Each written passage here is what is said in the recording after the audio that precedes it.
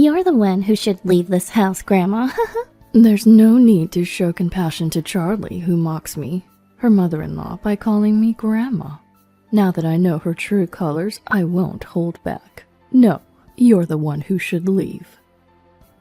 My name is Vivi. I work as a medical social worker helping patients in need. Because my name is unique, patients remember me easily. If you're wealthy and get seriously ill, you can focus on treatment.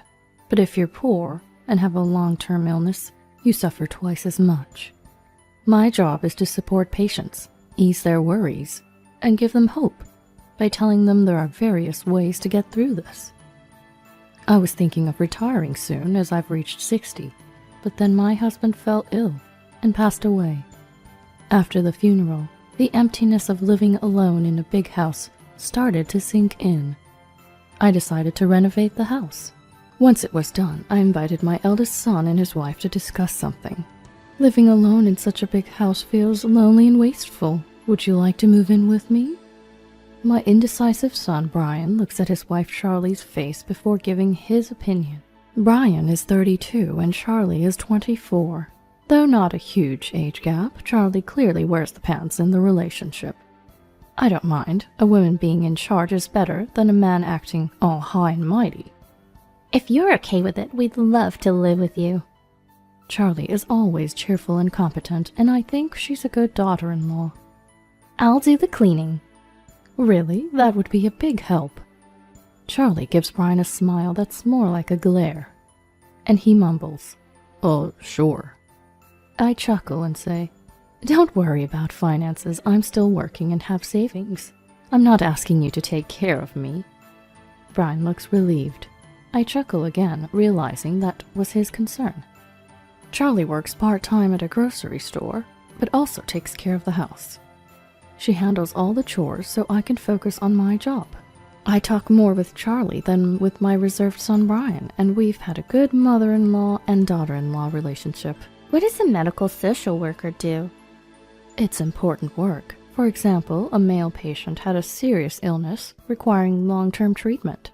He was told his bill was $100 and argued with the clerk, thinking it was a mistake. Charlie listens intently. When this burly, rough-looking man raised his voice, the young clerk got scared. That's when I step in. I calmly talk to him, listen to his concerns, and help him relax.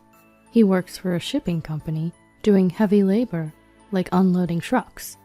Doctors tell him to avoid physical work, but that's easier said than done. So that's where you come in? Exactly. I encourage him to have a positive mindset. If he's feeling hopeless, he won't come up with good solutions. There are various systems in place to help people in need. Systems? There are new programs, so not everyone knows about them. That's where experts like me come in, to guide people toward hope. He got better and is now working happily. Whoa, Vivi, you're doing God's work. That's an exaggeration. One day, Charlie bought a new refrigerator. When I saw the strong man delivering it, I was surprised. "Is that you, Danny?" "I thought it might be you, Vivi. Your name is so unique." You know each other? "I'm glad to see you're doing well." "Vivi, you saved my life. I would never forget your kindness." After Danny left, I say to Charlie, "Remember the burly guy I told you about?" Oh, you mean the guy who'd look like a villain when he wore a suit? Don't judge a book by its cover. He's a kind-hearted man. A scary face but a gentle heart? Is that your type? What are you talking about? Charlie is a good person, but she has her reckless moments. She's free-spirited and has many male friends. She stays out late, which I find concerning, but she's still in her 20s, so I let it slide. One night, she came home around 2 a.m., quite drunk, after attending a reunion. Brian didn't seem to mind, so I didn't say anything. Then one day, Brian said to me, "I'm worried Charlie might be cheating." "Cheating? Do you have any proof?" "I saw her. She was at a restaurant with a young man I don't know, looking very close and happy." "Did you ask her about it?" "I did, casually. She said he was a classmate from middle school." It's not ideal for a married woman to be alone, with a man other than her husband, but I didn't want to ruin the good relationship I had with Charlie by being too nosy. 10 years have passed since my husband died, and I'm now 70. I've retired from work. Then tragedy struck. Brian, only 42, suddenly fell ill and passed away. After the funeral, when it was just Charlie and me, I said, "The greatest act of filial piety is not to die before your parents. That way, parents don't have to experience the irreversible tragedy of losing a child." Vivi. 2 months have passed since his death, and the sorrow hasn't faded. One day, Charlie called me. Vivi, can I bring a friend over? A friend? Sure. I assumed it would be a female friend, but it was a man. Long blonde hair, down to his shoulders, piercing eyes, a flashy leopard print shirt, and ripped jeans. Charlie introduced him with a smile. This is Miles, a classmate from middle school. Yo! That's his greeting for our first meeting? I've always told people not to judge others by their appearances, but this guy is pushing it. Nice to meet you.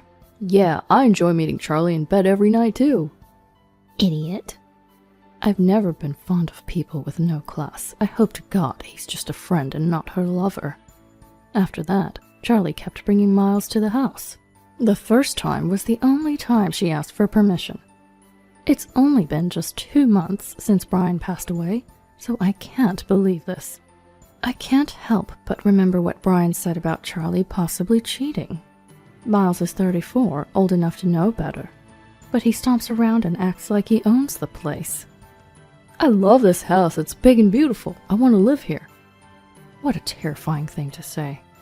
Miles is looking at the bookshelf. He sees the complete 60-volume comic series of The Romance of the Three Kingdoms, along with novels and related books. I like Romance of the Three Kingdoms too. My favorite general is Zhang Fei. You like Romance of the Three Kingdoms? I like Zhang Fei because he's hot-tempered, a heavy drinker, and quick to fight, just like me. I was glad to find a topic we could talk about, but imitating only the flaws of a general misses the point. Zhang Fei wasn't just brave, he was also a brilliant strategist. One of his plans succeeded so well that he broke through 14 enemy gates without shedding a drop of blood. Miles doesn't look convinced. If it's Zhang Fei, he'd break through those 14 gates with brute force. That doesn't sound like him. I guess we're not going to see eye to eye. What do you do for work, Miles? Work? I'm not working right now. Charlie quickly jumps in. Miles is pursuing a career in music, so he's not exactly unemployed. I'll fill a stadium someday. Just you watch. Caught off guard by Miles' sudden shout, I ask, "So do you play rock music?" Of course it's rock, but my band recently broke up.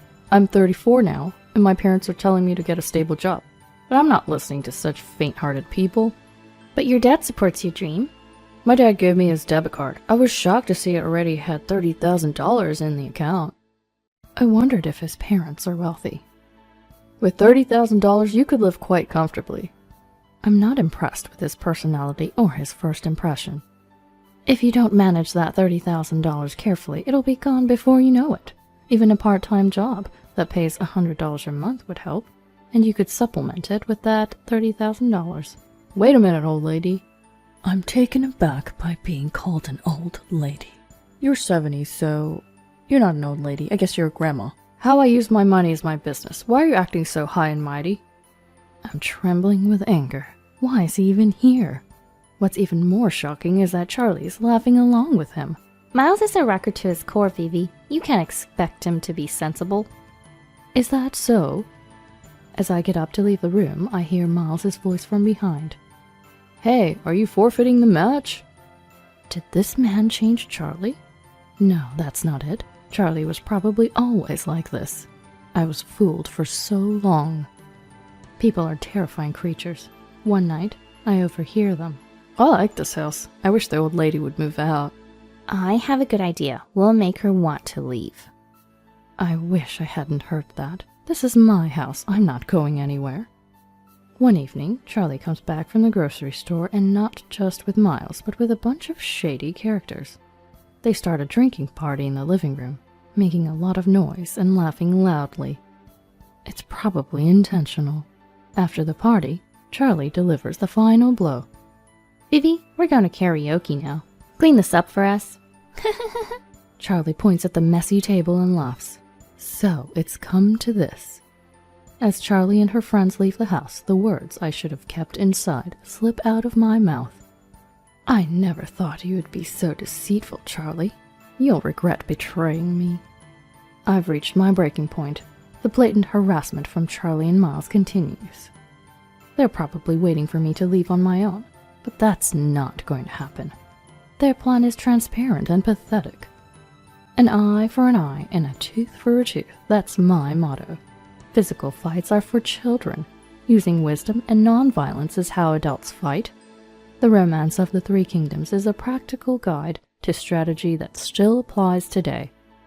Now's the time to use strategy to drive away my enemies, and my spirit is ignited. I'll show these 30-somethings how vibrant today's 70-year-olds can be. One Sunday, after Miles comes over, I say to both of them, Charlie, I have something important to discuss. Miles, you should listen too. Perfect timing. I have something to talk about as well. We sit across the table from each other. Miles sits arrogantly. Charlie says with a smile, Vivi, you're so clueless. Time to wake up. Please leave this house. What are you talking about? This is my house. If you don't want to live with me, you should leave. But renting an apartment is expensive. We can live here without paying rent. Rent-free's the best. Even without a mortgage, money keeps going out for taxes, utilities, and food. But rent is the biggest expense. So, Vivi, since you're rich with lots of savings, please give this house to us poor young people. We'll be grateful. I'm utterly disgusted by their audacity. I was shocked to the core. Charlie, with such a wicked heart, you'll be abandoned by heaven. Heaven? Have you reached enlightenment? You must be close to passing away. My condolences. Charlie puts her hands together in a mocking prayer, and Miles does the same. My condolences. If they're going to mock me like this, I'm ready to take action. The one who should leave is you. You're the one who's leaving, Grandma. Even if she's my daughter-in-law, there's no need to show compassion to Charlie, who mocks me as a grandma.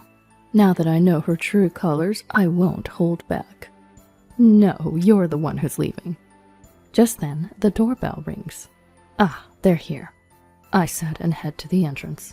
Danny appears in the living room, not in his work clothes, but in an expensive-looking suit, without a tie, exuding authority. Charlie tilts her head and asks, A mover? Miles, who had been acting so arrogantly, turns pale and sits back down.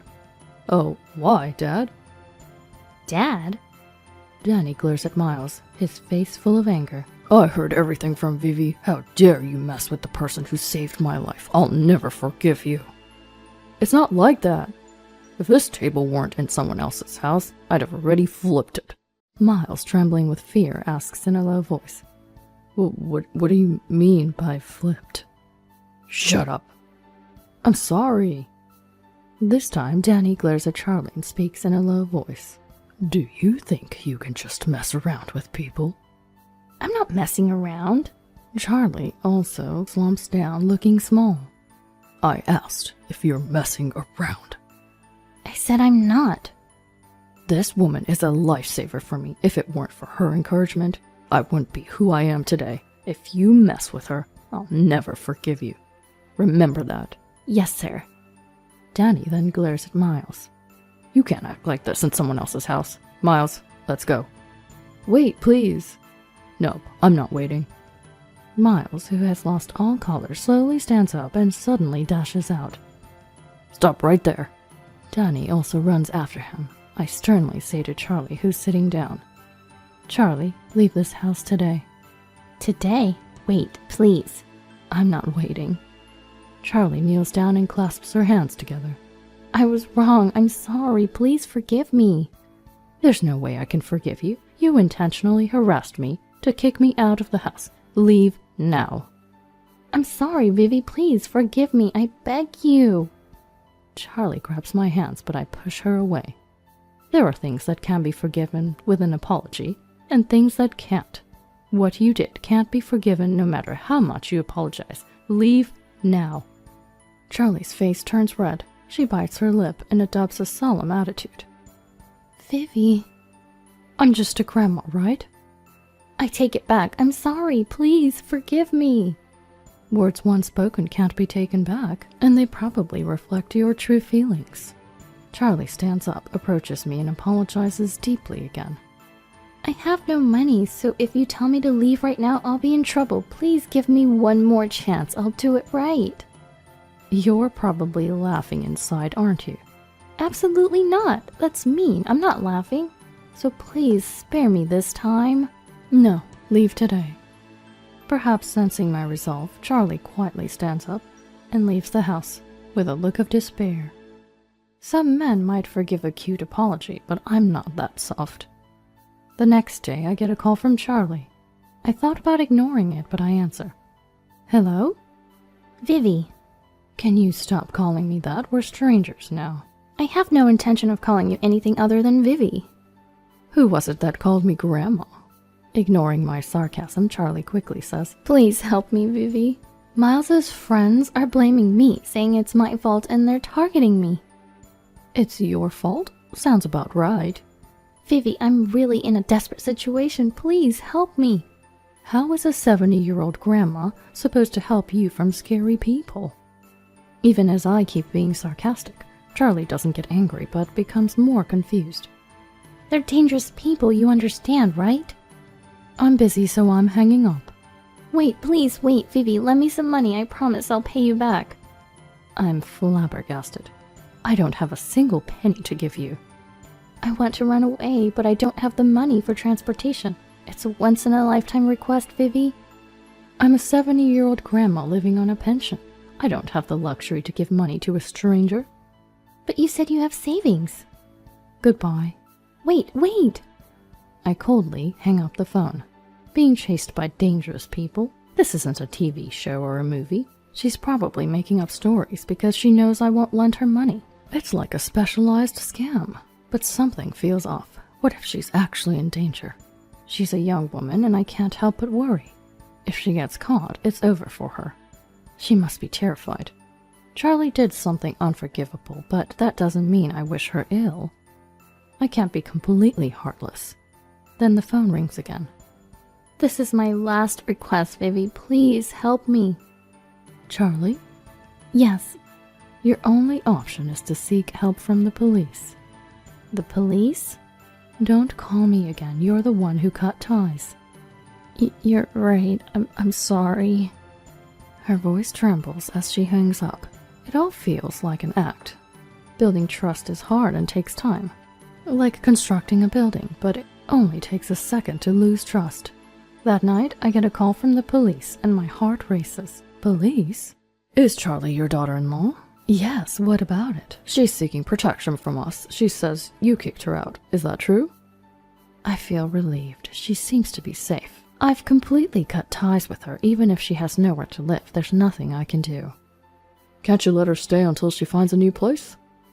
Absolutely not. I see. I don't mince words. My former daughter-in-law did something that bad. I decide to sell the house and move to an apartment. It's too big for one person, and cleaning is a hassle. Plus, there's a chance she might come back asking for help. Now that I know her true nature, I can't live with her, even if she apologizes tearfully. It's just not possible. There's also the issue of her blaming me for her problems. I don't want to be blamed for her deteriorating condition. I hurriedly packed my bags.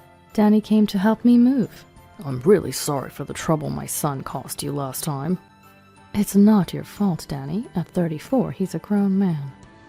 I sent him to the hospital, just so you know. What? I'm kidding, just kidding. The fact that it doesn't sound like a joke is scary.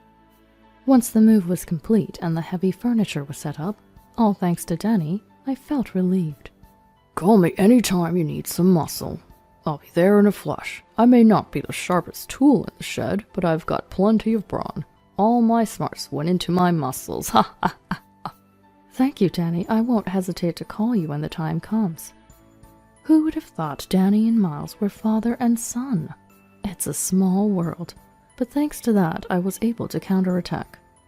I lost my husband, my beloved son, and now the last tie to my daughter-in-law is severed.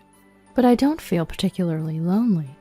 Thanks to my outgoing nature, I quickly became friends with the neighbors. A cheerful greeting is the first step to friendship. Looking back on the tumultuous past few weeks, I'm glad I caught on to Charlie's wickedness early on. I was on the verge of losing my home. People can be truly frightening. Now I'm living a luxurious and free life, listening to my favorite music, savoring my favorite coffee, and enjoying my favorite books. My days are comfortable and fulfilling. I'm glad I saved diligently.